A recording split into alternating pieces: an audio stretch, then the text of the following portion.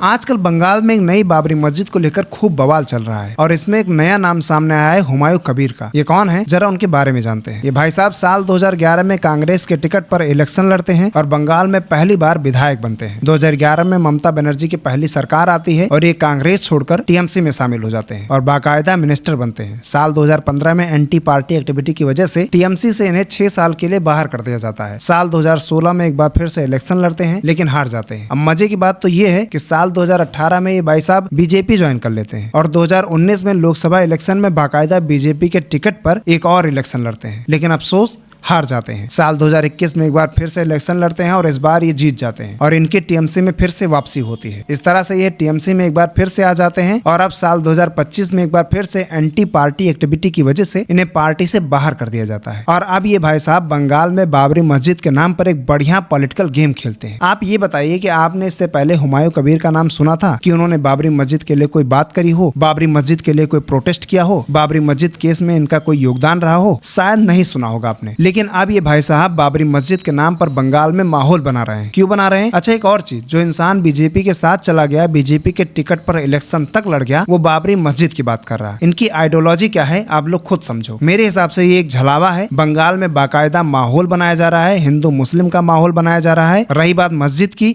बाबरी मस्जिद हो कोई और मस्जिद हो, मस्जिद बनाना ये अलग चीज है, लेकिन ये पॉलिटिकल मस्जिद बनाना, पॉलिटिकल माहौल बनाना ये अलग चीज है। हैरत की बात तो देखिए कि इसमें 2 लाख लोग पहुंच गए। मतलब भाई साहब आप लोगों की अकल कहां चली गई? आपको सोचना चाहिए था कि आपको लीड कौन कर रहा है, आप किसके पीछे खड़े हो रहे हैं, जिसकी कोई आइडियोलॉजी ही नहीं है, जो कभी किसी पार्टी में कभी किसी पार्टी में, आप उसके पीछे भाग रहे हो। कल को वो आपको छोड़कर भाग जाएगा, आपके ऊपर केस होंगे, आप जेल जाओगे, ये किसी और पार्टी में चला जाएगा, एक बार फिर से विधायक बनेगा, मंत्री बनेगा, इसका पॉलिटिकल करियर सेट हो जाएगा, लेकिन आपकी जिंदगी बर्बाद हो जाएगी। और इस बात को आप जितना जल्दी समझ जाएं आपके लिए बहुत ही अच्छा होगा। सीधा सीधा आप इस्तेमाल हो रहे हैं। हुमायूं कबीर जो है ना भाई, उसकी कोई आइडियोलॉजी ही नहीं है, बस विशुद्ध नेता है और ये सिर्फ और सिर्फ पॉलिटिक्स खेल रहा है, इससे ज्यादा और कुछ भी नहीं।